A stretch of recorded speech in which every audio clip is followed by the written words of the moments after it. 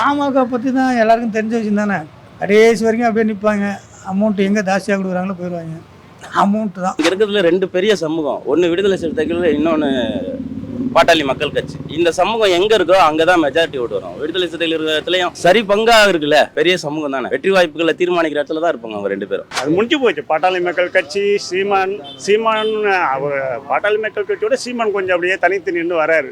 அவர் 10 கூட்டணி வச்சுக்கலாம், அவர் தனியா நின்று ஜெயிக்கணும் முதல்ல சொல்லுங்க. ஏடிஎம்கே கூட்டணி இருந்தபோது அவங்க டெபாசிட்டியே கட்சியினுடைய சின்னமே வாங்கினாங்க. ஏடிஎம் ஓட்டு இல்லைன்னா டெபாசிட்டே கிடையாது அவங்களுக்கு ஓட்டு. அவங்க போய் இப்போ அதுவும் இப்போ கோஷ்டி போதிலுக்கு 2 கோஷ்டி, அப்புறம் 1% ஓட்டு கூட வாங்க முடியும். அவர் சொல்றாரு 2026 பாமக இருக்கிற கூட்டு தான் வெற்றி பெறும் இருக்காரு. கண்டிப்பா வாய்ப்பே கிடையாது. அவங்க சொல்லுவாங்க, அவங்க கட்சியை வளர்க்குறது அவங்க சொல்லிட்டு தான் இருப்பாங்க. அவங்க சண்டை முடிகிறதுக்கு 5 வருஷம் அவங்க செல்வாக்கு இருக்கா அவங்களுக்கு?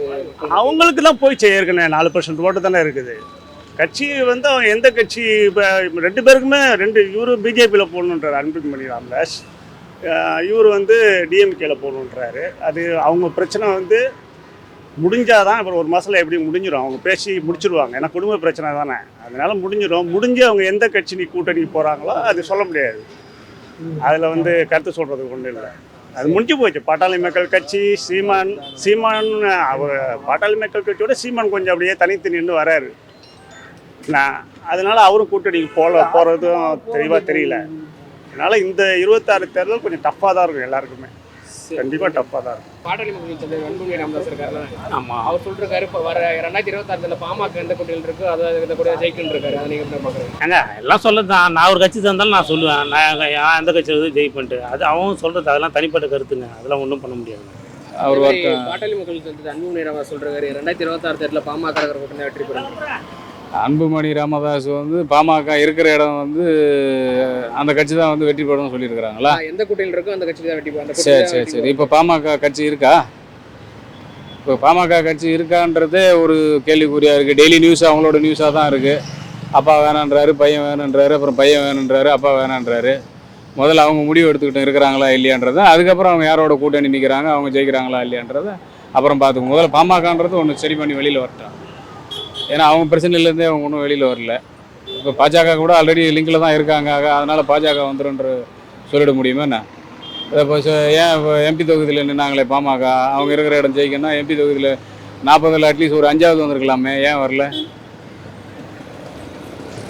தமிழ்நாட்டில் பாமக இருக்கிற இடம் தான் ஜெயிக்கும் அப்படின்னா பாமக வந்து பிஜேபியில் இருந்தாங்கல்ல.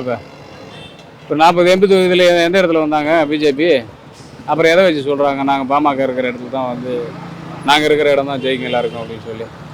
சும்மா அவங்கவுங்களாம் ஒரு வீகத்தை உருவு பண்ணிக்கிட்டு அவங்களாம் பண்ணிக்க வேண்டியது தான்.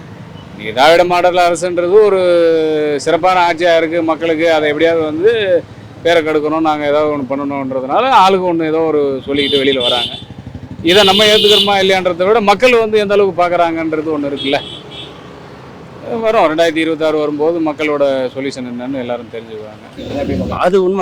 அது உண்மைதான். ஏன்னா இப்போ இங்கே இருக்கிறதுல ரெண்டு பெரிய சமூகம், ஒன்று விடுதலை சிறுத்தைகள், இன்னொன்று பாட்டாளி மக்கள் கட்சி. இந்த சமூகம் எங்கே இருக்கோ அங்கே தான் மெஜாரிட்டி ஓட்டு வரும். விடுதலை சிறுத்தைகள் இருக்கிற இடத்துலையும் சரி பங்காக இருக்குல்ல, பெரிய சமூகம் தானே, கண்டிப்பாக இருக்கும். வெற்றி வாய்ப்புகளை தீர்மானிக்கிற இடத்துல தான் இருப்பாங்க அவங்க ரெண்டு பேரும். டெபாசிட் இல்லாமல் போயிடுது கட்சி. ஏடிஎம்கே கூட்டணி இருந்தபோது அவங்க டெபாசிட்டே கட்சியினுடைய சின்னமே வாங்கினாங்க. ஏடிஎம் ஓட்டு இல்லைன்னா டெபாசிட்டே கிடையாது அவங்களுக்கு ஓட்டு. அவங்க போய் இப்போ அதுவும் இப்போ கோஷ்டி போதிலுக்கு 2 கோஷ்டி, அப்புறம் இப்போலாம் வந்து சட்டம் ஒரு என்ன சொல்லுவாங்களே 1% ஓட்டு கூட வாங்க முடியாது. இவர் எப்பவுமே சொல்லின்னு தான் இருப்பார். அவர் எந்த பக்கம் திராசில் கல் வைக்கிறாருன்னே தெரியாது. வச்சுட்டு இடம் கரெக்டாக வரும்போது இல்லை தவறு, ஒரு பக்கம் தட்டு பெருசாகி போச்சு, அதனால் ஒரு 10 மில்லியன் ஜாஸ்தி ஆகி போச்சுன்னு அந்த பக்கம் எடுத்துகிட்டு இந்த பக்கம் வைப்பார். மக்கள் மனசில் நல்லது செஞ்சாங்களோ இல்லையோ, ஒப்பீனியன் என்னன்னா ஆட்சி 50 ஆண்டு காலம் ஆட்சி பண்ணியிருக்காங்கன்னா அவங்களுக்கு எவ்வளோ நெளிவு சொல்லுவி தெரியும். இதுதானே இன்னைக்கு நிதி இல்லாமல் அவசப்படுறாங்கன்னா இன்னைக்கு வளர்ச்சி இல்லாத இருக்கா நாடு? தமிழ்நாடு வளர்ச்சி இல்லாத இருக்கா? கொடுக்க முடியுமா முடியாதுன்னு கேட்டவர் ஒரே நெஞ்ச நிமித்திக்கின்னு இவர் தானே, தளபதி தானே கேட்டார், ஸ்டாலின் தானே கேட்டார். அவர் 10 கூட்டணி வச்சுக்கலாம், அவர் தனியாக நின்று ஜெயிக்கணும் முதல்ல சொல்லுங்க. 10 கூட்டணி வச்சுக்கின்னு ஜெயிக்கிறது பெருசு இல்லை, தனியாக நின்று ஜெயிக்கிறது தான் பெருசு. 10 பேர் பலத்தோட ஒரு பலம் எப்படி இருக்குது?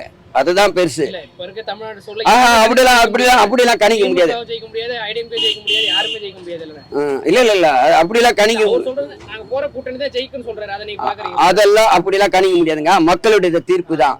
நான் இவர் போனாதான் இவருனா கடவுளா? அவரு என்ன மாதிரி அவரு ஒரு மனிதர் தான், கடவுள் கிடையாது. பொதுமக்கள் தான் கடவுள். அரசியல்வாதிக்கு அத்தனை பேருக்குமே பொதுமக்கள் தான் கடவுள். ஆனா அதே பொதுமக்களை பணத்தை வாங்கின்னு ஓட்டு போடக்கூடாது. பணம் வாங்கிக்கலாம், இப்ப நீங்க கொடுத்தாதான் வாங்கிப்பேன்.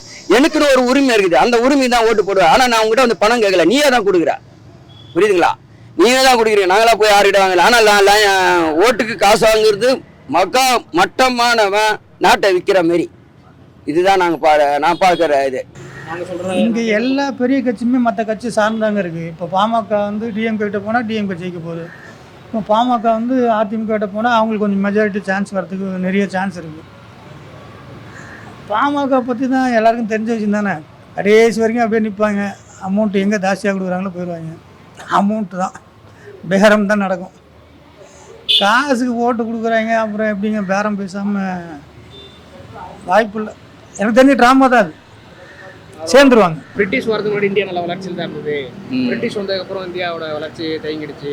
திரும்பி மோடி அவர் வந்ததுக்கப்புறம், மோடி பிஜேபி வந்ததுக்கப்புறம் நல்லா இந்தியாவோட வளர்ச்சி அதிகமாக இருக்குன்றாரு.